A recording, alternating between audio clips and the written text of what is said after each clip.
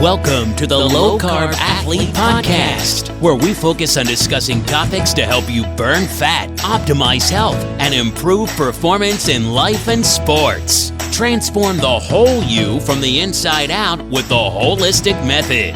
Let's dive in. Here's your host, Debbie Potts. Hey guys, it's Debbie, and have you used a CGM before? CGM is continuous glucose monitor, and there's different options out there. Ideally, you can get it from your doctor, but they seem to just want to wait until you're type 2 diabetic and not be preventative. I would like us to take ownership of our health and make choices now to prevent having high, low glucose readings and optimize your health from the inside out by testing and not guessing. And that includes a CGM that goes on for 14 days, and you can order one via NutriSense. And a CGM is giving you glucose updates with a small device in the back of your arm 24/7. Totally easy. I actually did a video on my YouTube channel, Low Carb Athlete, how to apply this CGM. First time, you're kind of scared, but it doesn't hurt. But it gives you real-time glucose readings. Glucose response to meals. You'll learn about what foods are reactive to you, and that could be a healthy food that you think is great, but it could raise your glucose. Simple things as stevia, for me, raise my glucose. Chewing gum, raise my glucose. Stress, when I'm driving a car and there's traffic, raises my glucose. Every stress response is a glucose response. So learn how to manage your stress. Learn how to pick right foods for you, unless you can, do other lab testing and figure out vibrant wellness food zoomers, but it's kind of expensive for people. So if you can wear a CGM, it's a great way to learn about stress, food, exercise, stacking movement with your nutrition. Figure out how to balance your blood sugar. So we want to learn more about how to exercise and eat or not eat. And morning cortisol, does it raise your glucose? If there's hidden stressors at nighttime, does your glucose go up higher while you're sleeping? So it gives us lots of clues that we can put in our investigation when we are working on your personalized fueling, training, and performance program to improve fat loss, performance, and longevity. So head to NutriSense website, nutrisense.io, how it works. You can learn more about your habits, your routines, your relationship to food, a little bit more. Great app to use, and it can sync on to different programs, so you can put it all together. So if you want to get started with your journey in NutriSense, I suggest this to all my clients. Use at least 30 days. So you can do a 30-day, 90-day, different programs, but you can pick which one you want. You get the sensor in the mail, put it on, lasts for 14 days, sync it to the app, and get your readings on there. And then if you're doing my VIP coaching program, I'm working with you to correlate this data together. So begin your health optimization journey with NutriSense, and you can save on your order with our code, as usual, Low Carb Athlete. So no carbs is not our goal, it's carb timing, and using NutriSense, you can help figure out your nutrient-dense whole food plan and when to adjust your macros based on your exercise intensity, duration, based on your life stressors, and learn more. So it's nice to have this data. So test and not guess with NutriSense. Let me know how you like it. Hey guys, it's Debbie, and I'm back for another solo episode on Real Thoughts with Debbie Potts. I just want to dive into specific topics Thursdays and Sundays, as I have a big list here on my desk here. Creatine, liver detox, plant protein versus animal protein, how to get strong, and the list continues. I want to talk to you today about what are you doing and what could you be doing more of to get stronger. Hopefully that's a goal, as I will watch my family age up. My dad, as you know, passed away almost a year ago, and we're just celebrating his life on June 14th when we lost him last year. and just watching what has happened to my mom's health the past year. She's doing great mentally, but physically, she's not a big exercise person. I can't really get her to the gym or Pilates class, and she has bad knees and has had hips replaced, and which is why her knees are bad, I think, because you got to have those glute muscles activated. And you can't take a pill for any of that. You have to actually do the work. And as I age over 50, I'm even more focused on doing more strength training and prioritizing strength and eating more protein over doing the chronic cardio as a competitive endurance athlete, triathlete. I did, as you know, Ironmans for 15 years. I did marathons for 20 years and 50K trail runs and all of that. And even though I still swim, bike, and run every week, I'm not focused on having to do an hour and a half, 2 hours, or do an hour run. I've come to grips that's okay. Less is more to do a 45-minute run that's more quality over quantity. And really important to do more strength training. And I know a lot of endurance athletes that I work with, you out there, we're really not spending the time lifting heavy weights. And as we age, our hormones change. And as I always say, don't blame the aging process, but embrace it. Men and women, we need to change how we train as well as fuel and how we perform every day, that we can't do the same routine that we did 5, 10, 20 years ago, right? So remember, insanity is doing the same thing over and over again, expecting different results. If you are 40 or 50 or 60 years old, what you did at 20, 30, 40 years old is not going to give you the same results. So don't blame the aging process. Oh, I'm getting older. I'm gaining weight. I'm losing strength. I can't get my speed. Well, change how you train. Listen to the previous podcasts we did on running. You need to work on shorter distance sprints versus volume. And then listen to my podcast with Lenita we did on cycling and strength. And we're recording next week on FDP for cycling, functional power. What is your FTP, functional threshold power?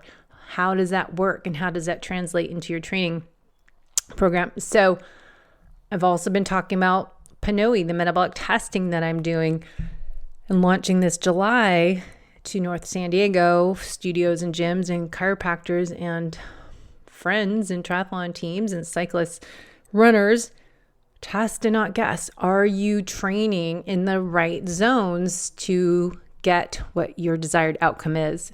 Fat loss, performance gain, speed, power, longevity should be our main goal. So how you train, how you look at your week-to-week schedule, month-to-month schedule, quarterly, annually, we need to really look at the whole annual program, what you're training for, any events or races, and then break it down to quarters, 2 month, 2 week plan, and then looking on Sundays what your week ahead looks like. So with all your training you're doing, well, one, I first comes to mind, are you balancing your sleep, prioritizing sleep? Because that's where I got in trouble. I did not get my sleep as a priority first. Figure out your sleep, what time you need to get to bed, what time you need to wake up. Then you can figure out what time you need to get to bed, what time do you need to stop eating, and then kind of create that ideal day during the work week and then weekend. And then we can plan out the month. For females, is it going to be different than men? Because females that are premenstrual or premenopausal, we can really dial in each week because that will change, right? So as we work on our workout schedule and periodization, we really need to take into account our routine should include strength training. Once you have created that foundation, that foundational strength, then you can start to incorporate some heavier lifts, 3 to 5 repetitions, maybe up to 8, doing 3 to 5 sets of exercises, picking compound movements. And then if you want to do more, the beach body look that I need to get more biceps and triceps and get some shoulders more for looks, but you could do that end of your workout. I like working arms. I like to have good, strong, toned arms, especially wearing tank tops and dresses. I like to have good arms. I'm in it. It's a kind of a goal. I want to have nice tone muscles and sculpted, and how I train needs to be a little different than I used to, not because I'm getting older, because things are changing and my hormones are lower, and I need to boost my growth hormone and boost my testosterone by working on my fasting windows, not fasting too much as an athlete, and looking at using my sauna. And if I did cold plunge, that would be great too. And all these benefits to really optimize your health, fat loss, and longevity. So when you are looking at the gym, what does the research say? So I'm going to go through my article I put together on my debbieplus.net website, How to Get Stronger as You Age. So as I'm doing on these Thursday and Sunday podcasts, I am putting together articles that I'm coming across in my inbox or as I'm researching online, and put them into a blog. So I'm not writing an article and doing that. I'm just kind of putting together everything in one place, so it's a little easier to find. So here's some information. Dr. Daniel Crumbach is the science exercise physiologist expert on metabolic testing, and he created originally the PNOE metabolic testing certification course for us to be metabolic experts before PNOE went and changed it all. But we still have this amazing course that Daniel created, and we're going to have him on the podcast to talk about it. But strength, if you want to gain strength, they've found some research. Load ranges 80 to 95% using a 1RM or resistance RPE 7 to 9.5 to ensure dose is sufficient. Strength, you want to look at 3 sets, 6 reps. So 3 to 6 reps is sufficient with 3 to 5 minute rest between sets. Now, this is where instead of sitting there, like I see a lot of kids doing, scrolling on their phones in between sets, I find it more effective to do some mobility drills during the rest break. So my hips are super tight. I'm trying to do kind of a knees over toe lunge stretch. Maybe today I was putting my knee on the Bosu and doing some 30-second holds and some movements to loosen up my hip flexors. The psoas always wants to get tight and activate my glutes. Ongoing project. But, taking advantage of 3 to 5 minute rest, doing something, foam roller, doing some core work. So strength related advantages of heavier loads on a dose dependent basis when testing is carried out on exercises similar to that employed during training. And there are minimal differences in strength across loading zones when testing is carried out on a neural exercise modality. What does that mean? Well, there's benefits of strength, hypertrophy, and then endurance. And then there's power. So if you are trying to really build muscle using loads of 30 to 85% using rest, RIR, of 3.0 to 0.5 RPE, or this makes more sense to most of us, resistance RPE, as we do in cardio. What's your resistance? Your strength RPE, 7 to 9.5. So you're doing, say, 3 sets of 6 to 20 reps with 1 to 3 minutes of rest between sets, versus the strength was suggested to do 3 sets of under 6 reps with 3 to 5 minute rest. And then that's going to look at the whole muscle development across the loading zones. And then you want to look at endurance is going to be resistance RPE of 5 to 7 to ensure dose is sufficient. And that would be endurance is 3 sets of 8 to 20 reps with 20 to 60 seconds rest between sets, so a little less. And then there's the power, and that's going to be resistance RPE of 4 to 5, and that's 2 to 10 sets of 1 to 10 reps with 1 to 3 minute rest between sets. So that's going to be a little more time consuming. You might see people do like a couple reps and then rest and a couple reps and do that 10 rounds. A little bit more time consuming. So we want to look at the evidence if you want to build endurance, muscular strength, or muscular hypertrophy. So you can look at the loading recommendations for muscle strength hypertrophy in some article links I put on these show notes. And then as we talk often about what does Dr. Stacy Sims suggest, because she focuses on the female athlete. She does more higher intensity workouts, more focus on the more Olympic lifting, CrossFit type of load. And a lot of women I know don't do the CrossFit Olympic bar lifting. So we're not going to necessarily do barbell lifting and the bench press and complex movements, but maybe we like to do free weights or plate loaded machines. So Dr. Stacy Sims' research has really talked a lot about the most important things aging female athletes can do to improve strength is to engage in resistance training, targeting muscle groups, legs, back, chest, and arms. This type of training helps to build and maintain muscle mass, which is essential for maintaining strength and overall physical function. Another key strategy for improving strength in the aging female athlete is to focus on exercises to improve balance and coordination.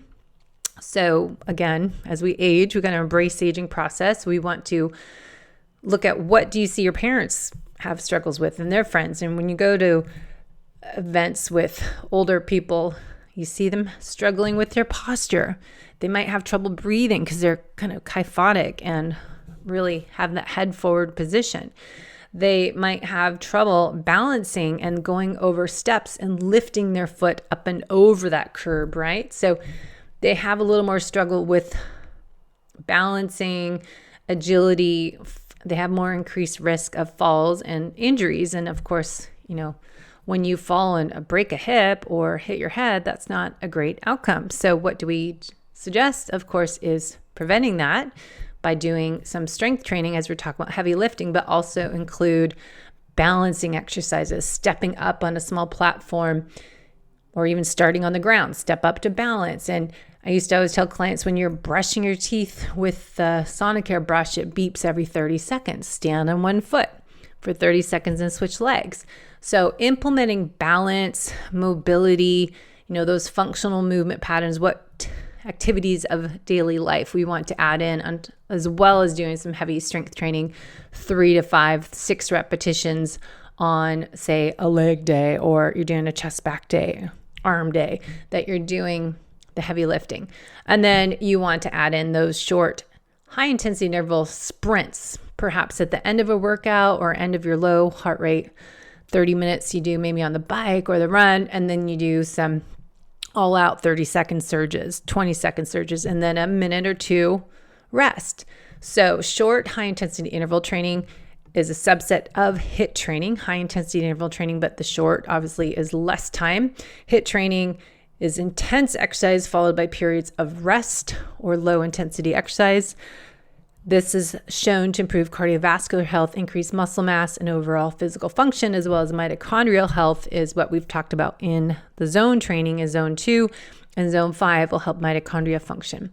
So Dr. Stacy Sims also talks a lot about proper hydration and nutrition for female athletes and getting enough protein and carbs after a hard workout. So if it's more of a glycogen depleting workout, have some protein and carbs in a simple protein in a bottle with some ice and water and have that ready to go. Post-workout, 30 to 45 minutes. That's your magic window for females. And the men, as I said, can wait up to 3 hours for that post-workout window to help repair and rebuild the muscles post-workout. And then obviously hydration is a really important part. And I've talked a lot about LMNT. I like LMNT, and Redmond's Real Light Salt is great. And Jigsaw Health has adrenal cocktail that I have some clients do that need a little more higher vitamin C and sodium for adrenal issues. So lots of information on hydration, but just think overall exercise program to get yourself stronger includes resistance training, balance, coordination, HIIT, and proper nutrition and hydration to improve strength gains as you get older. Also, looking at an interview Dr. Gabrielle had with Dr. Stacy Sims, Stacy Sims on Gabrielle's podcast was talking about the exercise guidelines out there say, hey, we should be doing 150 minutes of moderate activity per week. But Stacy Sims says this is opposite for what women who are in perimenopause should do. So if we're looking at the changes as we age for females, the ratios of estrogen and progesterone are changing. So the sensitivity of our estrogen and progesterone receptors are declining. And we also see a change in our microbiome and brain fog and body composition and all sorts of things that go on. So again, don't blame the aging process. Change what we do as we age. So interventions that will instead stress the body, we want to help get these hormones balanced as we age and create the right type of stress, so hormetic stressors. So she talks about polarized training effect, doing high intensity work, as she's talked about Dr. Stacy Sims and Gabrielle Lyon, and I've heard this on many other podcasts with Stacy Sims and also in her books, but doing super high intensity work for metabolic control, creating some longer epigenetic changes within the muscle. So we are not necessarily reliant on so much on insulin, especially as we start to become more insulin resistant. We want to be insulin sensitive, but as we age, especially females, when those hormones get lower, we're more insulin resistant. And so we need to really do some high intensity 20, 30 seconds all out, which requires a lot of motivation and energy to really help deplete that muscle glycogen and work on balancing our hormones that way. So looking at, she talks about the central nervous system, how it affects our strength and power, and using resistance training, looking at lifting heavy and getting the weightlifting, that 3 to 5 repetitions. So looking at changes in our estrogen and progesterone, but working on what we can do with that to help boost strength and power. Instead of losing lean mass, we want to gain it. So what should you do? Lift heavy. And, working on dealing with that your estrogen is lower, but lifting that muscle, heavier loads will help develop that muscle. So 3 to 5 repetitions is often suggested if you have that base developed. So you want to create the right amount of benefit by getting, say, some people say 4 days a week of strength training, but if you could just do 2 days or even 3 days, but know that you could just do 10, 15 minutes. You don't need an hour in the gym to get this result. So not for a lot of us don't need to do as much cardio, as this can be too much stress on your body. And as I've heard, it's over 45 minutes of cardio exercise can raise cortisol that could be already high in someone that's already stressed out in life. So if you're already stuck in that sympathetic overdrive, we already have an elevation in baseline cortisol. So we need to, ideally, if you can test and not guess your hormones with the saliva test or dried urine test with Dutch, really find out where your hormones are during that 24-hour cycle. But we want to investigate, figure out what's best for you as an individual, men and women. Instead of doing 12 reps for everything, maybe switch it up and do something else that's different. And maybe follow a program for 30 days and you're doing that 3 to 5 reps. Or maybe some days like today, I was trying to get to 3 reps and find out where my strength was, how much I can do. I was doing this plate-loaded chest press, decline and incline machine. And so I could add the free weight plates on it. And I was added a little bit too much, but I could do 2.5 reps. But then I'd go do core on the Bosu I put next to the machine and did some stretching of my hips and some push-ups. And then I did some side flexion with some leg lifts in there. And then I went back, felt rested, could get 3 reps in. So if I had more rest in between sets, I could get my 3 reps.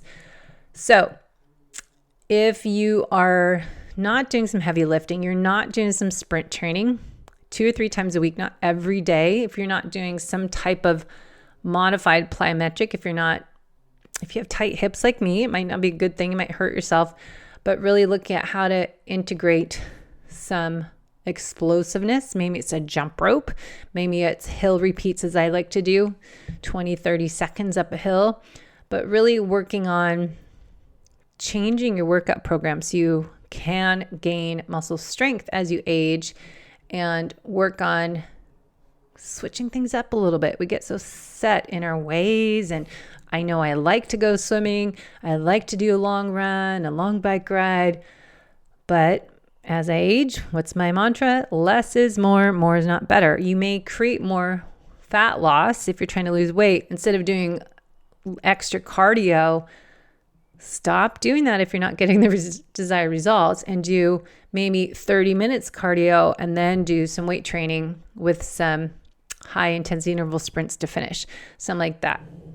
Plyometrics, it might be using a BOSU or, 8-inch box and then work towards 12-inch box. I like to do jump rope, focus on that is my new little experiment, this area of opportunity, and figure out what you like to do and what works on and in your body. But doing the hill repeats, I think is great. 20, 30 seconds, walk, jog, recover, do it again. That's a great way, doing resting in between, doing that long warm up and warm down, but that could be a short workout. So working on how you're getting stronger as you age. Think about what you can do, what equipment you have at home, free weights, maybe some kettlebells. Maybe you don't have anything. There's your own body weight you can use. There's bricks outside. There's sandbags you can get. TRX, you can hook up on a tree. Or if you're going to the gym, try to get off the machines after a while, build that foundation up, and then try some free weights. And then try even doing a chest, back, or upper body day, and then a leg day. And then maybe you do a total body strength day. So just know that you don't need to spend an hour in the gym. You can just do a good mobility warm up, hit the strength workout, and then figure out, okay, my goal is to get more strength. I want to get faster and more powerful and gain more lean tissue as I age. And I have to fight more for it as I age up, men and women. And I think it is secret sauce is to do the more focus on the gym or wherever you want to lift weights or heavy things, and don't overdo it, but just the right amount. And then add in, say you're doing some essential amino acids beforehand, is key on 5 grams to 10 grams, and post workout you're getting that amino acid. Or maybe you're doing a protein powder as a whey protein with creatine in it.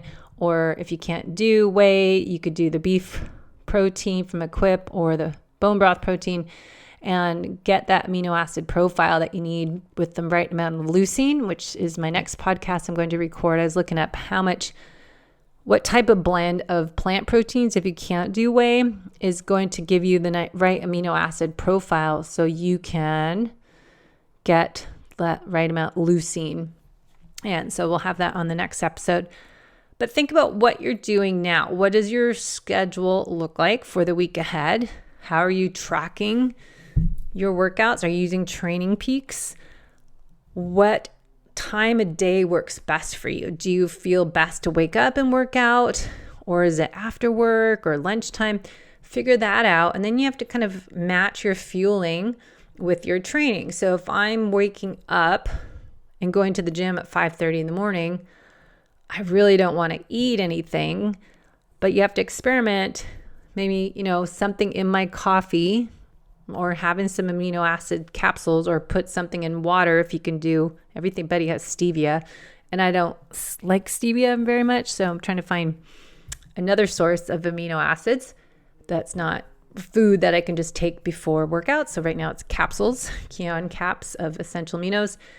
And then post-workout is tough for me because I get home, shower, get ready, start doing stuff. I'm trying to make sure I'm in that magic window. For females, 30 to 45 minutes, have a little bit of carbs. It was if that workout was more muscle glycogen depleting.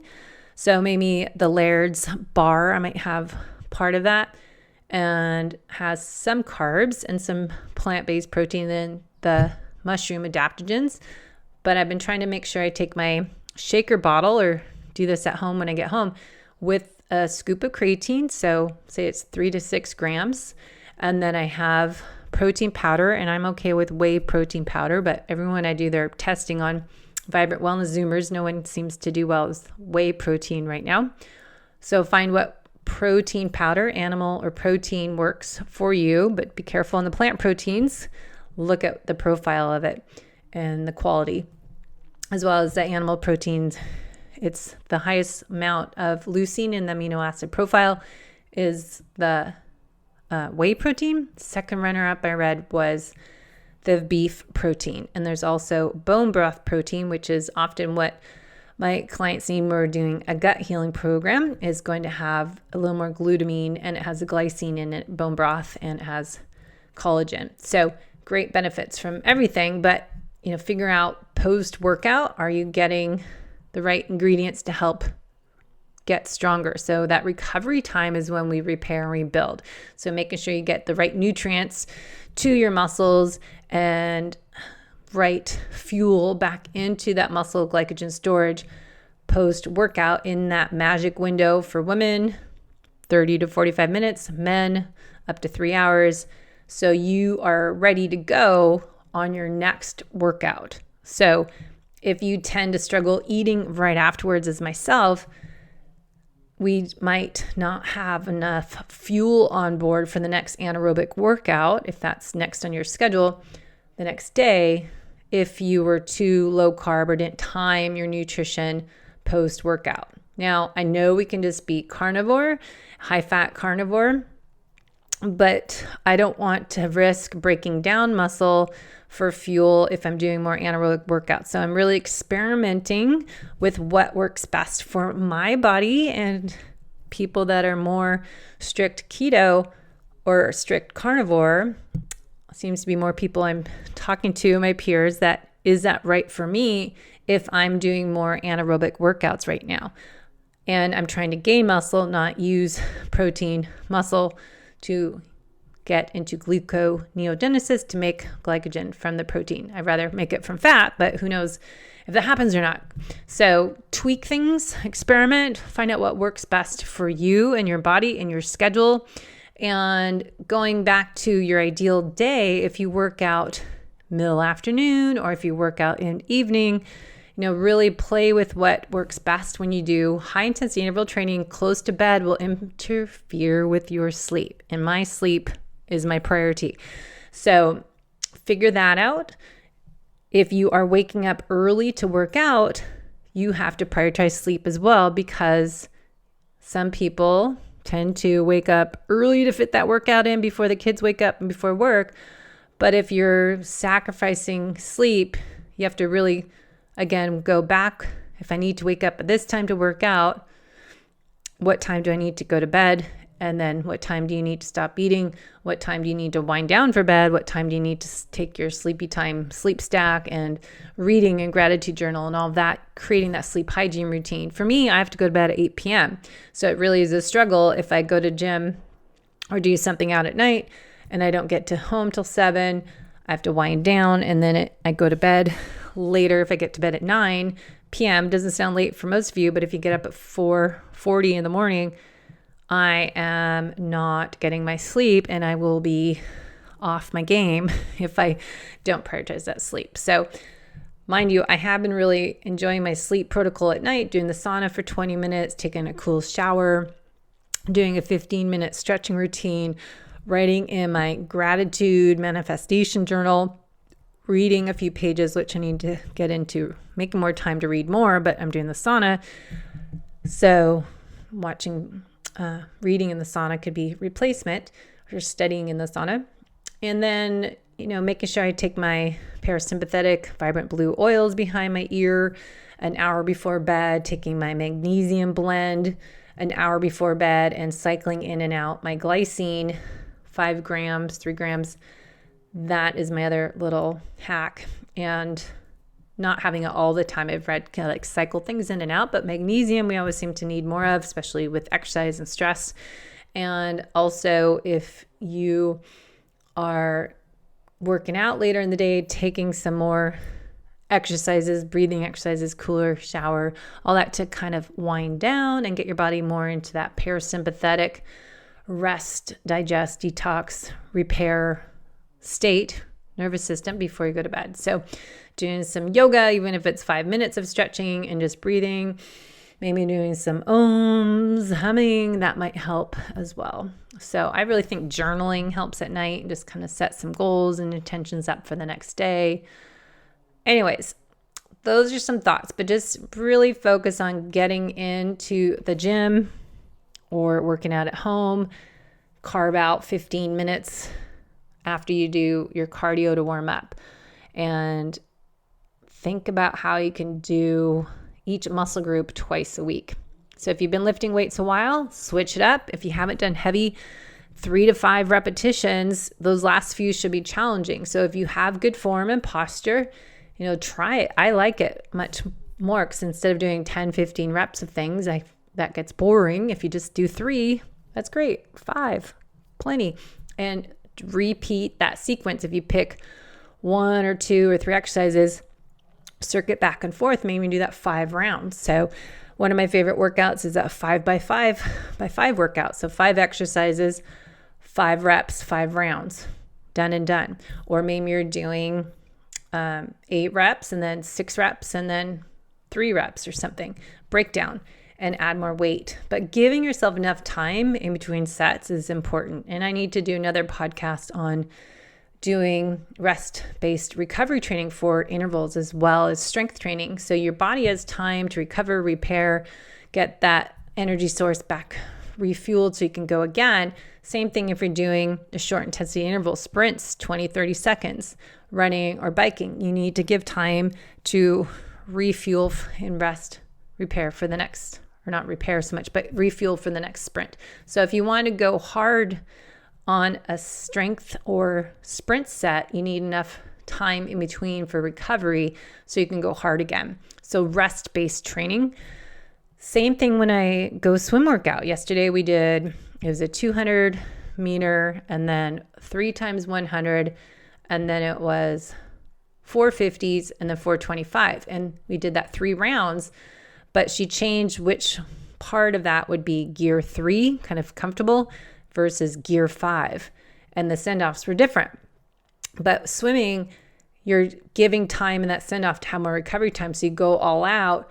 But I was experimenting, okay, if I go all out for 100, I'm going to rest a minute between sets instead of just our 10 seconds I had left, or 15 seconds, or sometimes it was 5 seconds. So going hard and then wait till your heart rate comes down to that zone 1 before you go back to zone 5 is what I'm experimenting with myself. So listen to my videos and podcasts on zoning, heart zone training, based on Dr. Daniel Krumbeck's information and the Pinoy metabolic expert training we did, what that entails and what we learn when we do the metabolic testing, what your zones are for you right now, because those will change again. So anyways, let me know what you want me to dive into on this Thursday and Sunday episode. Just email me from the website or from here, debbiepotts.net, and I will respond, and you can tell me what you want me to focus on, collecting research on, and diving into. So